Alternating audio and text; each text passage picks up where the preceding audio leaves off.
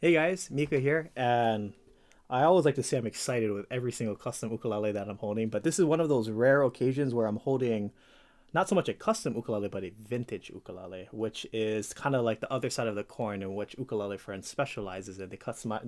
They work with custom instruments and also vintage instruments. So it's always a treat to be able to hold, kind of like a piece of history, especially with an ukulele like Martin ukulele. It's one of like arguably one of the best ukuleles ever, to be made. And Martin has a rich long history with building guitars since 1833, one of the oldest music companies here in America, and then starting to build ukuleles, taking a stab at building ukuleles in 1917. So this ukulele is from the 1920s. Now, to put a date on it, it's a little tricky because Martin didn't really serialize their ukuleles. They only serialized their first 200 ever made from 1917. So it's kind of hard to put a date on it, but the way I know and the way that I was taught that this is a pre or like a 1920s ukulele. So right off the bat, usually the current Martin ukuleles has a Martin sticker or logo on the top, but this one does not. But on the back, we have a heat stamp of the Martin and Co. right here, and then we also have a heat stamp on the inside of the sound hole with the Martin and Company heat stamp. So pretty much any ukulele, Martin ukulele made prior to 1930 will only have this heat stamp on the back of the headstock as well as in the sound hole.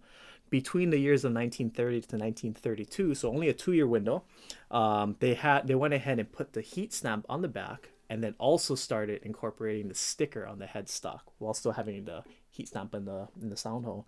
Now, after 1932, they went ahead and stopped putting this heat stamp here and only included the sticker on the top. So this is one of those ways where we can tell, like, oh, so it doesn't have a sticker on the front, so you already know it's pre 1930s, and that's the proof right there on the back and inside of the sound hole.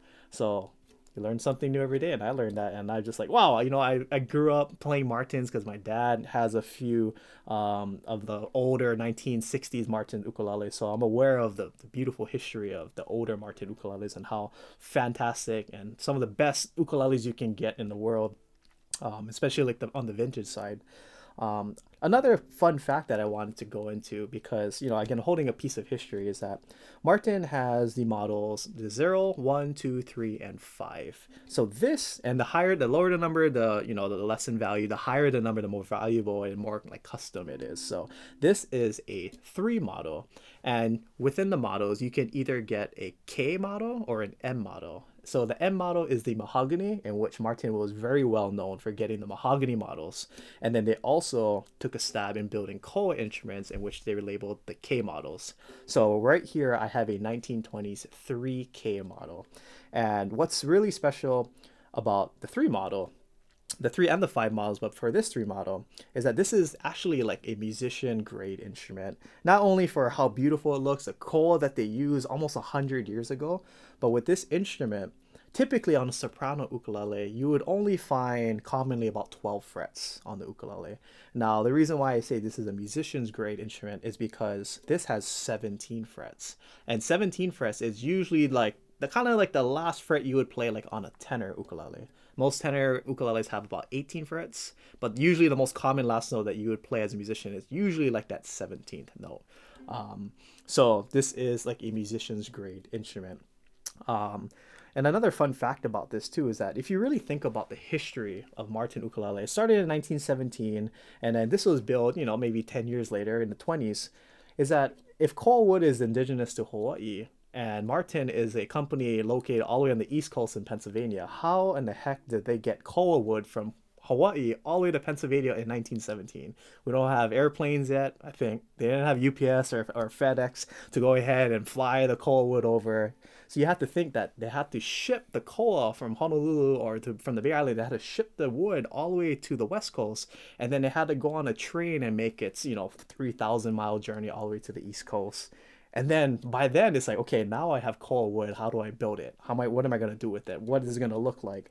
How am I gonna create this instrument? Because I only started making, Martin only started making instruments back in 1917. This is only 10 years later. So just kind of thinking about that, we take so many things for granted with what, oh, the wood's from here, the neck's from there, the tuners are from there. But back then in 1917, everything was more or less sourced, in your local area, or like, with the company around in the States or in the United States. So again, just holding a piece of history, it makes me think about all those things, and it's like really cool just to hold something that's 100 years old. And not only is it 100 years old, you might think, it's gonna be outdated, it's not gonna sound good, it's probably, it's lived its life already. But this thing would hold its own against soprano ukuleles made as of today. If someone popped out of the factory and they tried to, go have a duel with this, more than likely this would probably win, because this thing is just an absolute cannon of an instrument. So if I were to just go ahead and strum a C chord, how many would you expect that much sound would come out of this baby little soprano instrument? Now, in my opinion, the sound of this instrument, it's almost on par with like a really good sounding concert, or like almost even a tenor size. Now, you're not going to get a mature sounding, it's not going to sound mature because it's a soprano. There's not too much body space for the sound to resonate and then spit back out. But in terms of loudness, it's so hard to find a soprano that is this loud. It projects this much. And not only that, but the articulation of notes, it's so clean. And again, it's 1920s. Like,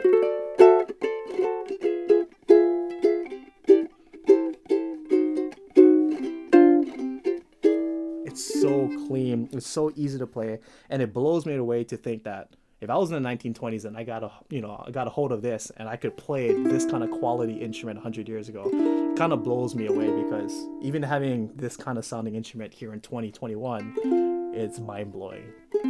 Now, of course, the ukulele has opened up over the last 100 years, so that's a little cheating. Maybe it might have not sounded like this back 100 years ago, but just to have this quality type of instrument 100 years ago, it just blows my mind. That's how great the vintage Martin ukuleles are. It's so sought after. Someone like me, where I'm just like, I would love to play any of the older Martin ukuleles, because they're just master grade classes of instruments. So here's apologize for all the rambling, but now you guys know some history and some insight about Martin ukuleles and why they're so valuable and they're so well loved all over in the music world. But here is a sound sample of me just having fun playing with a little piece of history.